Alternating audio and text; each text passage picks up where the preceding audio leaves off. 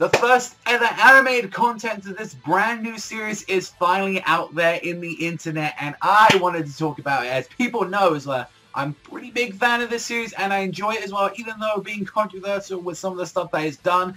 I definitely wanted to talk about the first ever animated footage of Black Clover, the Jump Festa promo, like the 2016, finally came out. It's around about 20 minutes, and you know, I'm sure people could use various means to search for it and see if they can find it on the interwebs, but it's out there, and let's talk about it, because there's a few things I want to say about this, especially as well as the first animated footage that we're going to see of the series, and also as well a potential of what exactly some of the voice actors or some of the stuff that they're going to be going for in the series. There's a lot to talk about with this one.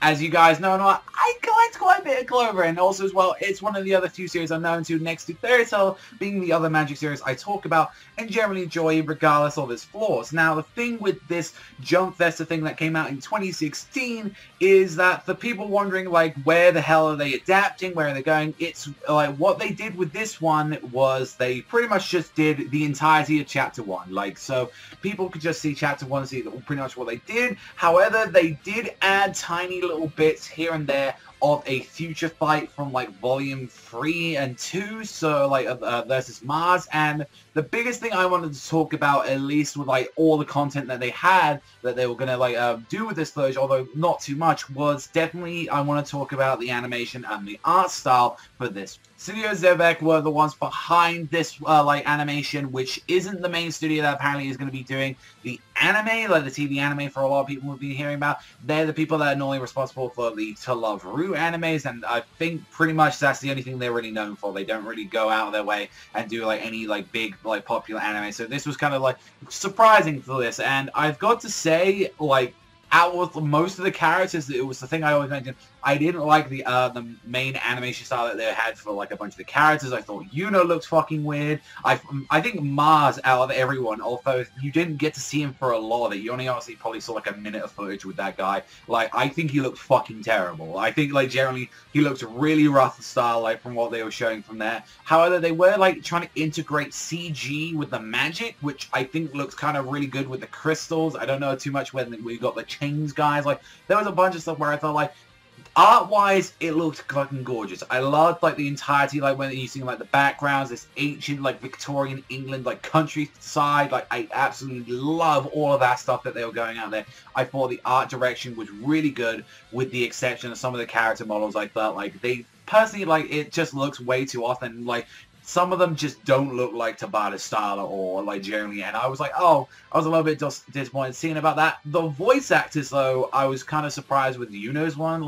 especially it was kind of I thought they were going to try something different with him, but honestly it was kind of typical silent Japanese, yeah, so I'm going to be more powerful than you, and to pass you, I was really surprised by that. Asta, pretty high pitched, that's what we was expecting, saying oh, here we go, this little cocky little kid and all that, try to pass it. You honestly didn't get to see too many characters apart from these two really talk in the entirety of the whole OVA, and you find out a little bit about their backstory, but generally talking about, I was honestly surprised. And I feel the most part, when the animation kind of wanted to boot up a little bit, it was quite nice when you saw Asta skidding around the sword. But we need to explain a little bit about the plot, because I know that's something that some people might want to know who haven't even seen Black Clover before.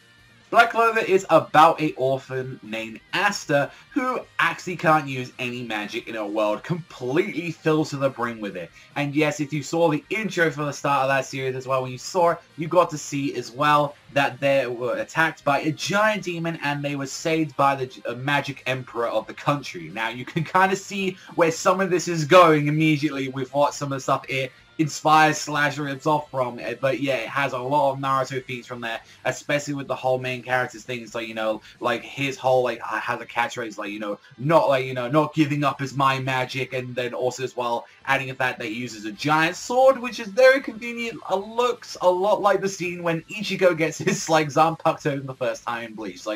There's no, questioning as well that where this series came from compared to the guy's original work, they heavily pushed it alongside with him. It's they wanted something that actually did successful, because the last series didn't, and they try to change up, like, you know, like the main character a lot, as it was like, what do like people like, and it was the shonen tropey stuff. So I feel like a lot of people are gonna probably not like Asta. I feel like he gets a little bit better later on in the series, but like definitely I will say like first couple of chapters, he's nothing compared to like you know, Haiji from like Hungry Joker. And when we get to see him, it's like, you know, the guy actually does get the shit. He does want to like try, he wants to push himself harder. Even the fact that he hasn't got magic, and like honestly most of the thing you know about him is that he's trying to get in like that fucking nun's pants for the most part in the OVA. But you see that he actually gives a shit and he wants to go magic. You know, he's overall a good kid, and the fact that he has history between, you know, it's like both of them were orphans and both were dropped at the same doorstep. Kind of shows, you know, they kind of have this kind of little brotherly bond at like some points, and it's like, I kind of appreciate it right at the very end when they were like, you know, we're both going to become magic emeralds, we're going to see each other as rivals. And like, even when it escalates, like when they take the magic test, like you get to see that Asta's completely really fucked up about this, where it's like, I didn't get like anything, and yet my best friend Yudo gets this legendary 4-leaf Clover grimoire, and I get nothing. However, push comes to shove, when a bandit comes and attacks them, like Asta finally reveals like to himself he actually has a grimoire, although his one's a little bit more interesting, as isn't 4-leaf, it's 5-leaf, and it's completely jet black. And like as the tale was going, saying, you know, the 4th one will give you good luck and fortune and all that stuff, but the 5th one will rise to a demon. And you see when Asta's pulling out the giant blade that there's a demon behind him, so you're thinking, QB, what the hell's going on with that? So there's a lot of things to be answered on that, and I know if people who are caught up with series know a little bit more about the story, about what's going on. I was honestly surprised as they wasn't going to try like original material or just trying to skim around. The fact that they were just, no, we are dedicated to do the first chapter of Black Clover. We are determined that. I thought honestly they were going to do bits of it, and then maybe they were going to skim around, but I feel like the fact that they showed the bits with like Mars in there, I think Mars is a very popular character in like from like the popularity polls and stuff like that, so I would imagine that's why they did that, where like Mars is maybe like, that must be the reason where like, I guess like he's a big fan favorite for a lot of people in Japan, so probably a lot of people want to see that scene animated.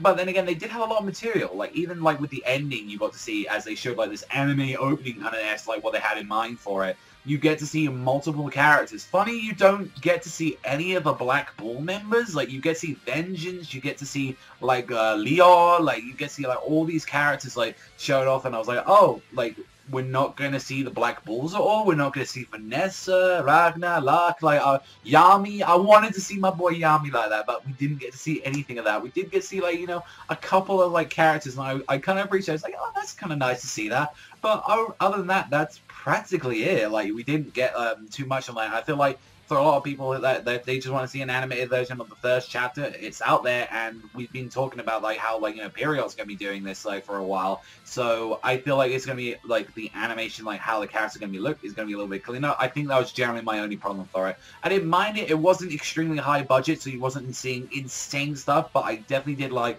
what they were doing with like the CGI. I thought, like, especially when we saw the Mars bit where he's like using crystals and stuff, I thought it was interesting, like how they were doing with it, and I thought it would have been nice and all that to see, like, you know, in the future. Like, it would be curious to see, you know, what if it's like you had two parallel versions, and it's like, well, you see one studio doing it, and then you see another one. It's kind of like how they had with Toriko. Toriko, they had the, like, Jump Festa done by Ufotable for them, and then when they actually came out and had a full TV series, they had, like, Toei Animation do that. So you get to see a very big parallel of, like, what two studios would have done each with the material. So curious to see, like, with especially Period and all that, like, what they have in mind. But let me know what you guys think in the comment section down below exactly about this. Like, what do you think about the Jump Festa and a bunch of other stuff as well going on with that? Did you enjoy it? Did you hate it? Has this pushed you on to see more Black Clover or not? Have to wait and see. But that's all for me. Thank you as always for watching, and I'll see you guys, though, next time.